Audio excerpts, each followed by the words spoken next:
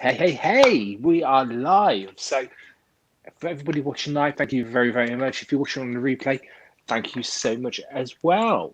My name's Gary Jones. As you know, it says it in the corner just there. I am joined today by Wayne Trice, who is in that corner just there.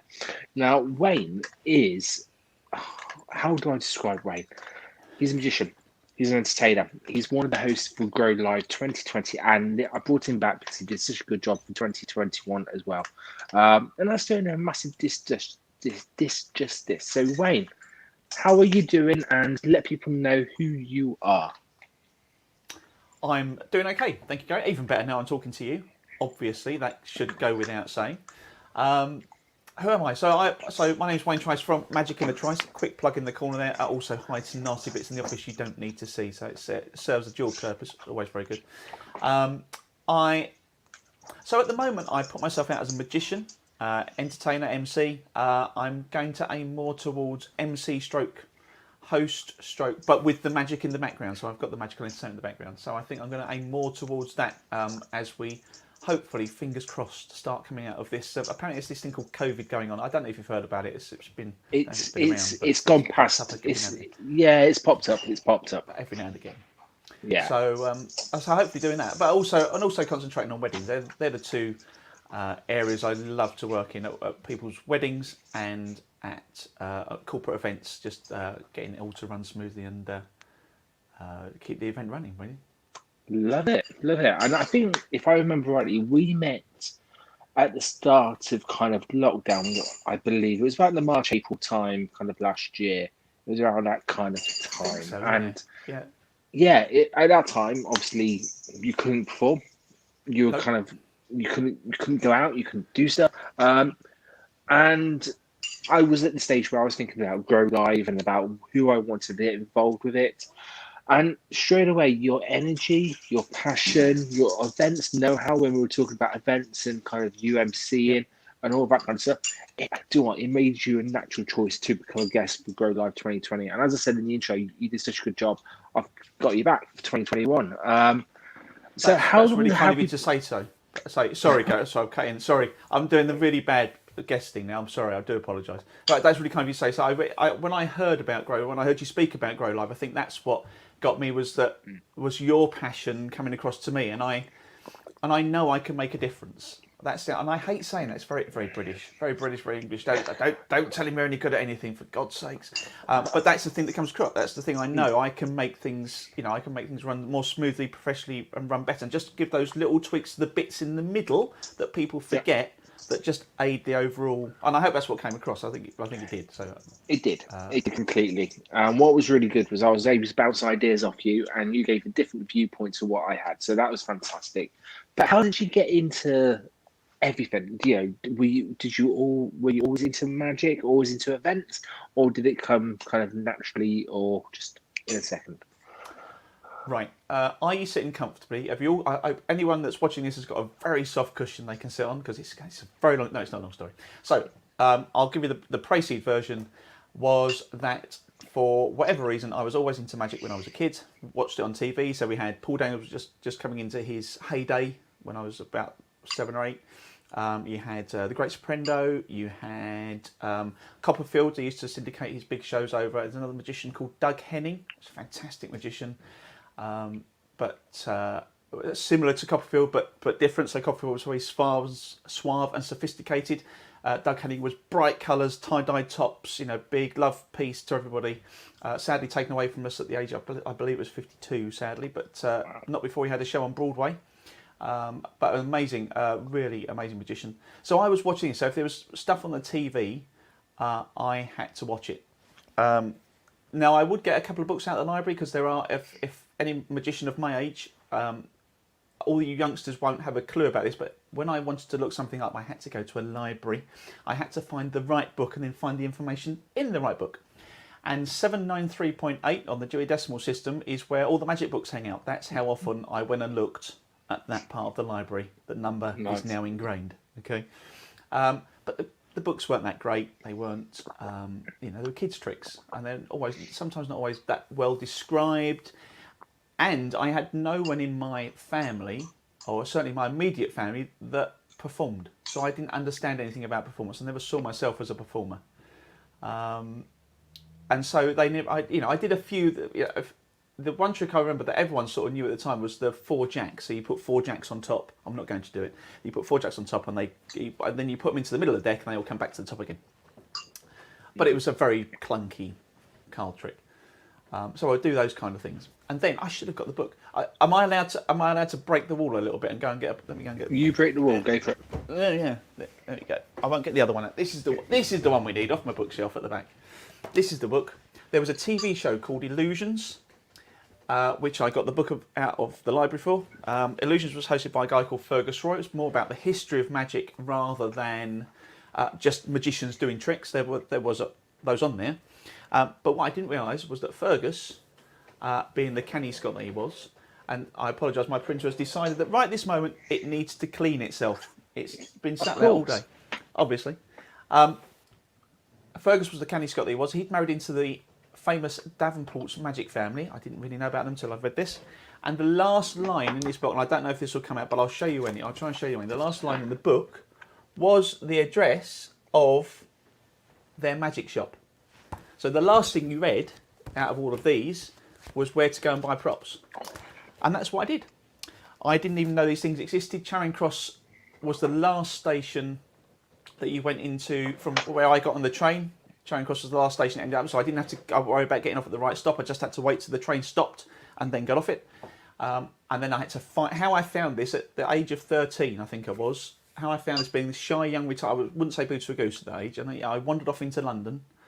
And I went, you had to go into the main station, down towards the underground, but don't go into the underground, go past the underground. There was a little parade of shops, like little newsagents and a cafe and a sports shop there. And then just down the bottom, there was this big glass fronted shop, which was Davenport's Magic. And you walked in and it was like, I'd say kid in a sweet shop, but it's really kid in a magic shop, basically. And they had props and tricks and DVDs, VHS tapes, as they were just becoming a thing of putting stuff on. Decks of cards, little packet tricks in front of the counter. Amazing.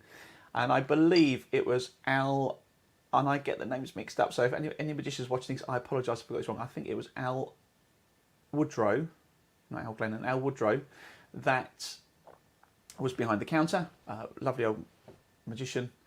And he said, "Hello, young man, can I help you?" And I said, "Oh, I've got your book. I've been, come up into London." I think this is how it went. This is how it is in my head, but it's a long time ago, Gary. I've been asleep and had a drink since then.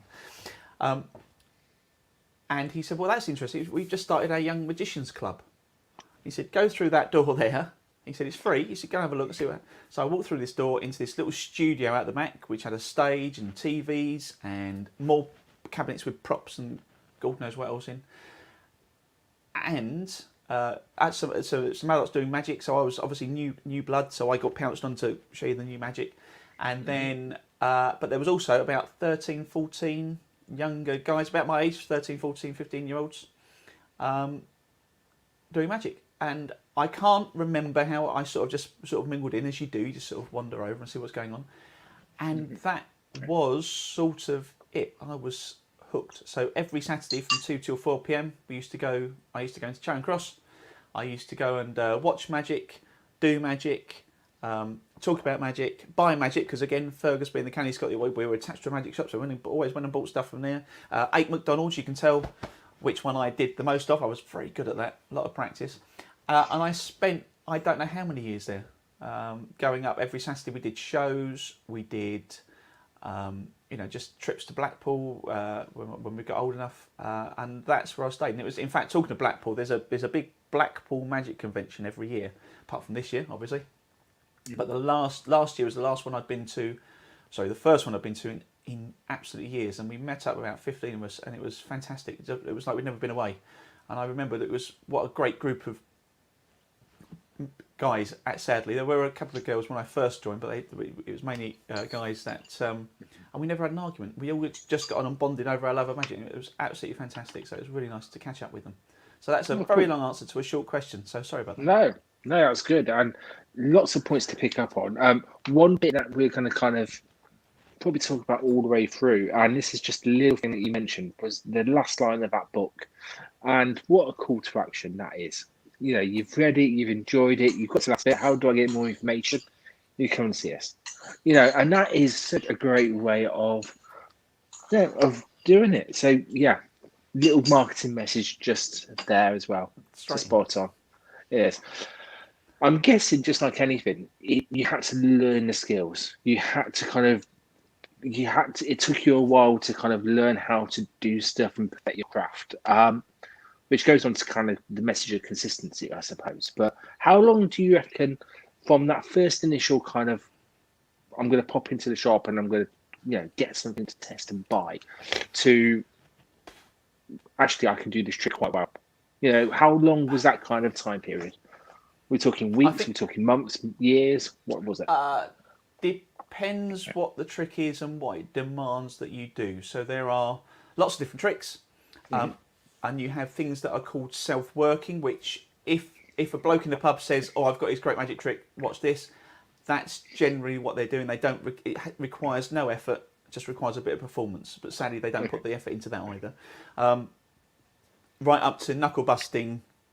Sorry, what we call knuckle busting. That's really heavy sleight of hand, perfect technique stuff. Now, a lot of the stuff I was buying was self-working stuff at the start, and doing card tricks. So I had a bit of a head start. Sorry, brain died for a minute. Bit of a head start because I used to play cards. Because again, I come from an age when we didn't have iPads, Google, the internet, etc. We made our own entertainment. And if I was ever I spent a lot of time at my nan and granddad's over weekends, and if I was ever there, they had lots of decks of cards from one of the clubs that they cleaned at a weekend.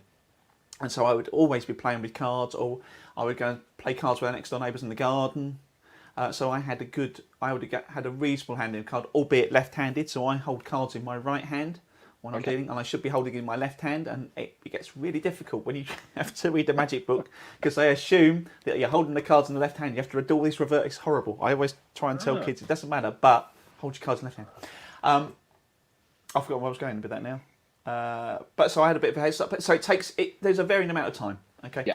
I would say you never stop learning. I mean, I still learn stuff today. I still, there's new techniques. There's techniques that I never learned properly that I've had to relearn. I think the key message it's just practice. And even if it's a self-working trick, so even if it requires very little effort on my behalf to make the trick work, there's still effort required to present it properly. And that's where a lot of people go wrong, is they see the word self-working, or they see that, and they think that's it.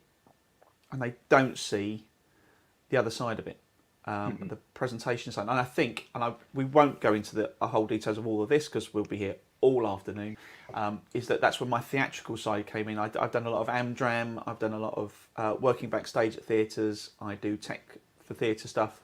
But I think that's given me a really good knowledge of how to present something theatrically, because I've been watching people taking it in rather than just getting the trick out of the box and going, well, what does the instructor say, do this, and just doing that rote, as it were.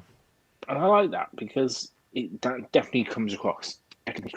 Because I've seen you do talks, I've seen parts of your performances, and I obviously saw you at Grow Live 2020, and your performance aspect of it. You know how to keep a crowd. You know how to talk to people. You know how to kind of get them on side and really just kind of make them feel like they are part of what's going on. And that's skill in itself. But when you coupled with the fact that you are, from and layman's outsider's point of view, a damn good magician with kind of lots of tricks up his sleeves. Do you know what? That's a powerful match to have. And I know from playing the guitar when I was little that there's a difference between learning a song and performing a song. Massive difference. Massive difference. Definitely. I'm not the best technical magician in the world. So my sleight of hand isn't the greatest, but I can cover it with my gob, and my personality. And sadly, there are not many, but there are a few magicians who are brilliant technically, but really struggle to put it across, or really struggle to find a personality that brings, that makes them affable to normal people, in inverted commas. So I realise it's going to go out as a podcast. Half this is going to make no sense whatsoever going into the podcast. Well, Going, remember, this is also going on YouTube and stuff, so people Yeah, can exactly. see it I know, and that I kind know. of stuff. But the beauty of what you've got is, as I say, you can marry the kind of mix between it. And is that kind of where you started to kind of move away from the magic, or move into, should we say, more of the events and the MC and the hosting because of that performance side? Yeah, I think it is, and I enjoy doing it. I really enjoy doing that kind of thing. So I had a job for 23 years and 1 day. Not that I was counting, obviously, but I had a job for 23 years, and I got involved with. So I had all the Amdram stuff. So I was doing pantomimes and stuff like that, which was. I'm just going to go back ever so slightly. The Barclays Bank Dramatic Society, who I was a member of, I've got them and the Demon Club. So that was the name of the Magic Club. I think to thank for the person I am, or to blame, one of the two. You can take your pick. I don't mind, because I got a lot of flight time. So I got a lot of time doing magic on stage, and I didn't really know what I was doing. But they said, well, at the end of the pantomime, we need to get some kids up. We'll have a bit of fun. So I learnt how to do that by getting them up and doing it. So I've always enjoyed that kind of performance. Now I love walking. I love the walk around magic, and at somebody's wedding, being able to go between guests and do tricks is amazing. Okay, cheer people up or do whatever. It's fantastic. But it is quite demanding. And I've also got this stage experience. I know how to walk out on stage, so I took over a role of Old Time Musical, the chairman of the Old Time Musical, so the guy that has to front the thing. And again, I learned by watching a previous person do it, and then I learned by doing. And I think that's where it came in. I found I had as much of a love, in fact, a little bit more of a love for being able to talk to people and bring things together, rather than having to hit groups of people every time. So that's because that's really draining. Having to bring that energy to those groups every single time is really hard work. Plus, I saw a lot of I was doing corporate events, so I saw a lot of corporate events where the MD or the CEO or John from accounts, whichever poor sap they managed to sling a microphone at and said, go and introduce the next. But I saw a friend. I was doing tech for a friend of mine, and it must have been. I can't even describe the introduction, but he was just going to come out to do his amazing magic, and he got the most dire introduction in the world. It was just all downbeat, and yeah, well, we've got him now, and I think he's going to do some magic. So here you go. And it's like, oh my God. But it's watching these events, and a lot of event companies, I see they get all the big names, but they don't tee them up in just the right way. And I think I think that's why. I think I've got this passion that I think things could just be that little bit better by making those bits in between better, just raises the whole event. And it also stops people talking, or, because if you've ever been to those events, you're fighting the wine and the food and the whatever.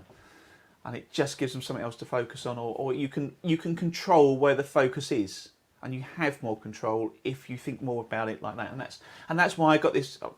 I didn't realise quite how passionate I was, but I think I've really got this passion for it because I think it's quite important. It's lovely being the person out the front going ta-da, but if you can get that event, make the whole event and raise the whole event up, then that everybody wins, which is great. Oh, completely agree.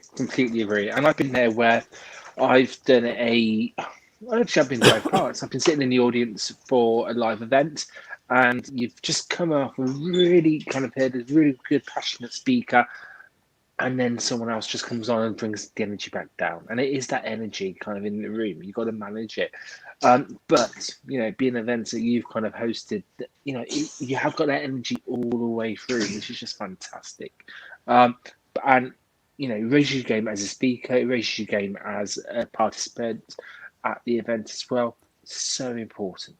So important. There's an old saying. So from the music hall side of things, there's an old saying. So the chairman was, going back in the old days, he would be the guy that he would own the building, and he would be booking the acts.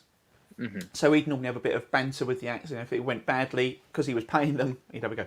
But there was an old saying for these guys that a good chairman can rescue a bad show, but a bad chairman can ruin a good show. So you always have that in the back of your head that if the show's going well, but you're no good, you're the weak link. You're the one that's bringing it all down. However, if your link if you can manage that link between the acts that may not be quite on par, the show stays up there because you're bringing that energy back every single time. What a quote! I love that, and I haven't heard that before, and that's cracking. I love that. Have you got a favourite magic trick? Have you got one that sticks out in your mind? Yes, and I wish I could do it for you, but I can't because I've got to get it all ready for tomorrow because busy day. But yes, so the one trick, and this is the trick that got me into magic, was what we call the torn and restored newspaper. So I saw. You've probably experienced this. I've seen it. All I've the seen it a time. couple of times. Yeah, I love it. I remember seeing Alan Shaxson doing that. I believe the program was 5 magic minutes. Again, memory's a bit hazy, but I believe that was the program. And when I sat on our hall with around the age of 7 or 8 years old, ripping up newspapers, trying to work out how you could tear up newspapers without tearing it. And then Geoffrey Durham, as the great soprendo as was, and then as himself, used to open his shows with it. And I was just sat there, and there was a certain aspect for it. I'm not going to spoil what the aspect is. There's one certain aspect of it that I just couldn't work out and I couldn't find for years. And now it's one of my most, I think it's amongst the most requested and probably best tricks, the ones I've really got down to it. And again, the technique to make it work isn't overly complicated, but I've got to find the right timing. I've got to find the right mood to make that work, and that's where my bit comes into that. Really, it's more about building that moment up rather than a lot of beginner magicians who I meet will just want to rush through it, go ta-da, and it's not that. You can really enhance it just by holding off that little bit. Yes, I've seen it a couple of times. You did it at Grow Live last year because I think I requested it, or I said, "Please, can you do it?" It's brilliant, absolutely brilliant. And I still have no idea, and there's part of me that wants to know, but part of me doesn't want to know because actually that's where the mystery is, and I'm happy with that. Yeah, a lot of people go, "I can't work out how you do it," and I sort of have to sit there going, "Well, that's good because otherwise you'd be telling me I'm a rubbish magician, wouldn't you?" If you could work This is true. I've got a theory of how you do it, but right. I don't. I'm not going to say it on here because does it involve unicorn poo and pixie dust? Of course it does. How did you know? Oh, crikey! How did you find out about that? For goodness sakes, man! Right, keep that to how yourself, did you know right? that? Yeah, will do. I will do. Let's move. You know what? We could talk about magic all day, but I know you've been through a little bit of a fitness kind of journey recently, and I say recently over the last year, or at least the last kind of 10 months. Do you mind talking about that? Can we delve into that a little bit? No. If you've still got another 3 days to talk, Gary, let's go. Well, let's condense. No. So for the people who don't know, Wayne has lost a lot of weight, and I'm going to let him kind of tell the story of how he's kind of done that. So, very short story was about. So I am going to be 49 this. Oh, hello. We've lost Gary. It's my show now. Oh no, he came back. Damn, so close for a takeover. It's that unicorn tears. That's what it is. It is. It was. So I turned 49 this year, and I was thinking about weight and what have you, but never thinking about it very hard. Now, if anyone's been in that is in that situation at the moment, or has been in that situation, I'm sure you know. Last year I hit around. I think that my heaviest weight, I hit 17 stone 12, so just under 18 stone. Don't ask me what that is in pounds or kilos. People go, what is that in kilos? I don't know. I'm too old to worry about things like that. Anyway, 17 stone 12. And my wife had decided that she wanted to do something. She didn't need to, but she decided that she wanted to. So she'd gone and joined one of the many meetings. I won't tell you it's Slimming World, but it was one of those. Okay, so you haven't heard. And she had lost 2.5 stone. She'd done really. she'd been going really well, and she said, like, really, why don't you try it? And it actually made it easy because I'm sorry to everyone. I think I don't really cook. I can burn salad. Cooking it just doesn't make any sense in my head. So I don't do very much cooking. So, but she was saying, well, I'm preparing the meals. I can do mine, yours, whatever. And I looked and I thought, well, yeah, I should do something about it. I was in very, very large clothes. It was getting harder to get, not harder to get clothes, but the clothes were getting bigger. And I thought, well, let's see if I can do something about this. Mm-hmm. And I went on and I started to lose weight. I was really pleased. And I was making sure I was keeping the progress. I was monitoring the progress so I could see where I was going. Mm-hmm. And I was really pleased. I started to lose weight. And then I suddenly thought, at the age of 48, going on 49, I thought, when you get to our age, you have to. Sorry, I say our age. You're a lot younger than me. When you get to my age, you have to worry about what is going to happen to your face and your body when you start losing weight. So I thought at the same time, I thought a little bit later, someone had mentioned the Couch to 5K. I'd heard a lot of people doing Couch to 5K. So I thought, do you know what? Let's try it. And that was it really. So 3 times a week I was there. So Couch to 5Ks, we're going out and running 3 times a week, basically. Mm-hmm. And it starts off by having, a 5-minute walk either end, and then you run for 60 seconds, and then you walk for a bit, and then you run for another. I mean, that was enough for me.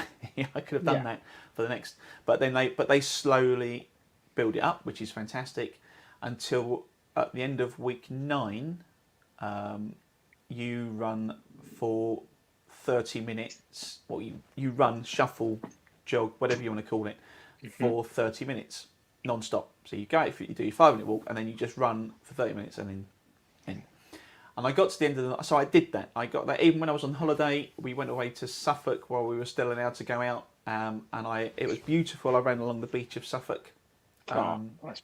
Doing one of the runs. It's really nice. Got up. I was getting up at 6 o'clock. On my holiday. Got up at 6 o'clock, but I got to see the sun rise over the sea. Fantastic.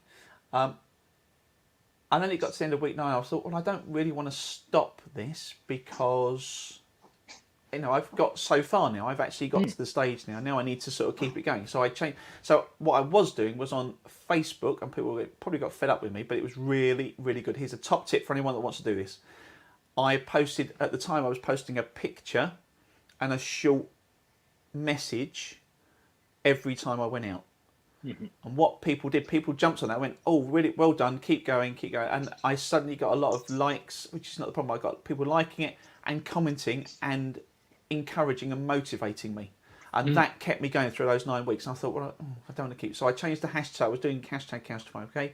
I changed it to Couch to 5K Plus and just ran 3 times a week for 30 minutes. Mm-hmm. If it was heavy rain, I wouldn't go out. But I would, 3 times in that week, I would be out running. Yeah. And I just kept it going. So I've just finished Couch to 5K Cubed, when it was the 3rd lot of 9 weeks. So I've now changed it to run for a year. So I'm now going to just keep going out 3 times a week for a year. So I'm up to week 28 this week. So tomorrow will be my run 2 of week 28. And in the course of that, because of the diet and because of the running, I am now just over 3 stone down. So I'm now, at the moment, when I last checked, 14 stone 9 this morning, which I don't think I've been for many, many years. This waistcoat I put on when I first bought it I first got given it last year, didn't fit me. I've now just had to pull it in tighter because it's got too big. So I'm going to have to start getting that's the other problem with going out. Going back out of lockdown, I've got to go and rebuy all my old wardrobe because I haven't got suits that fit me anymore, which is really great. I say, what a bad problem to have. What a great problem to have. Well, it's gross. But what I do want to say to people, though, is that my willpower is not the best. It's not the greatest. So that first initial 9 weeks was fantastic. I was on it. We were counting the sins that some will do. And I still do that, and I've come off that, and my weight sort of stopped slightly, so I know I've got to go back onto that just to push me through it again. But don't think that, and I used to hear people say this and go, yeah, well, it's all right for you, but now I've done it and been through it. Mm-hmm. Don't think about having a curry. When you go out, you go, I'm going out Saturday night, let's just have a curry. Do you fancy curry tonight? Yes, have a curry. But that's not the end of the diet, or your change of, it's not a diet, it's a change of habits and change of way of life, slightly. So we've had Christmas, we've had Easter, we've had birthdays, and that hasn't stopped us enjoying those. So I'm not that strict that I go, oh no, I must only have 4 lettuce leaves and a peanut for my dinner. because I think that way madness lies. I think that's when people suddenly drop off it. They go, oh, well, that's the end of it. Whereas if you go, look, that's fine, yeah, whatever, get on with it, and then get back to it after that, even if it's a week, like for Christmas or whatever, even if it's a week or so, and you just clear everything in the house, and then just be sensible about it. It's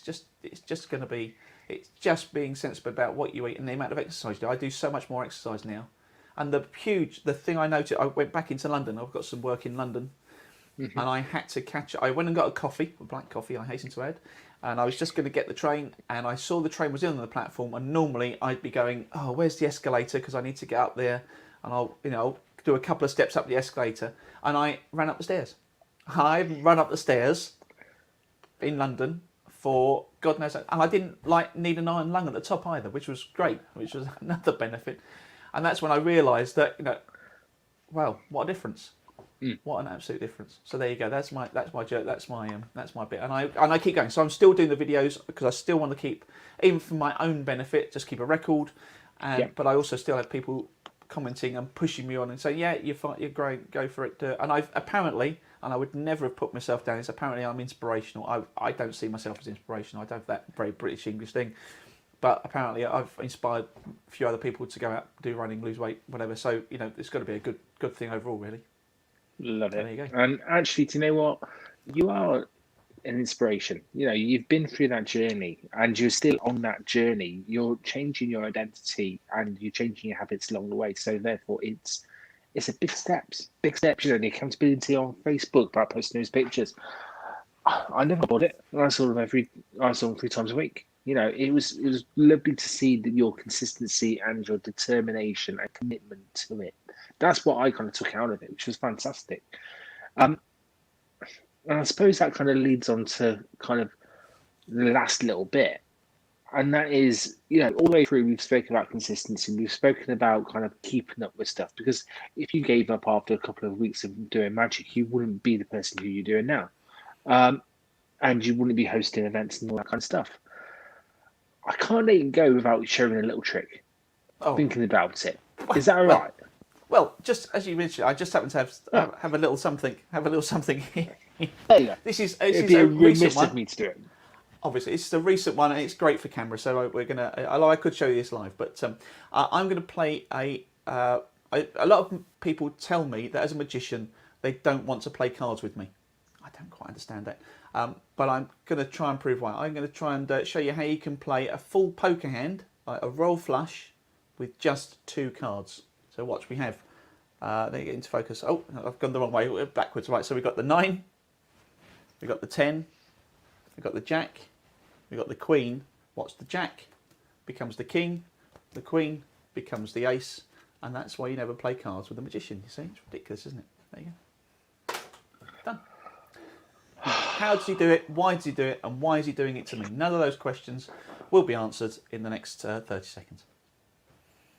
I've got no words.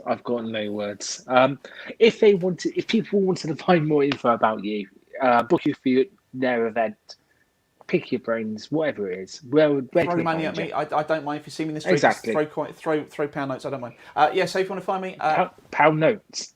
Pound note. If you remember those, I'll show me age again. www.magicinthetrice.co.uk. I'm probably slightly more active on Facebook, so facebook.com/magicinthetrice. I've got an Instagram account. I never use it. If there's anyone that wants to help me with that, please do. Or on LinkedIn. So all your normal socials, basically. Job done. And I always ask everyone who comes onto the show, what would be their one thing that they want to show people? So this could be about your journey, your lessons. What would your one thing be, Wayne? I've got 2 I thought about this. I've got 2 things. So consistency is key. Okay. When I teach kids, but the other one sort of goes along with that. Okay. So when I teach kids magic, because I love teaching it, and they always get frustrated that they can't pick up the cards and do whatever we've just done immediately. Okay, so consistency in your practice is, practicing consistency and consistency in your practice is key. But the other thing I heard from something I done, I've been keeping on board a lot recently, is don't judge your week 1 by somebody else's week, in my case, 28. Remember, they had to start there to get there. you're just somewhere along that journey. Don't judge their final bit by your starting week, and that's about as as inspirational as I get. Really, I'm worn out. I am now a spent force. Yeah, no, you're gonna have to lie down in a darkened room now after that. But that was good. That was damn good. So Wayne, thank you so much for that. We Thank you for pretty having much me. speak every week anyway, so that's all good. And we'll get you back on the show, talk about Grow Live and all that kind of stuff. But Grow Live, if I'm, people don't know, it's all up here, 15th to I'm really 17th looking forward, September. Gary. I will say, I thoroughly enjoyed being part of Grow Live 2020. I'm so pleased that you had me. I'm glad that you enjoyed what I did, but the speakers you had on worked so well, the atmosphere and the event. And this year, having seen what you've got involved, seeing the format and the way it's developing, if you're not booked on, get the link ready to go on that day. It's going to be worth seeing. Highly recommend. Thank you so much. The pleasure was all mine. Leading up to the event, you were great. The event itself was fantastic. It was a no-brainer for me to get you back in. And yeah, tickets go live on the 30th of July, and speakers can apply from Monday. So nice and straightforward. Wayne, let's leave it there. Let's get you back on the show again another time. And yeah, thank you very much for your time, buddy. Cheers. Gary, thanks for having me. Have a great day.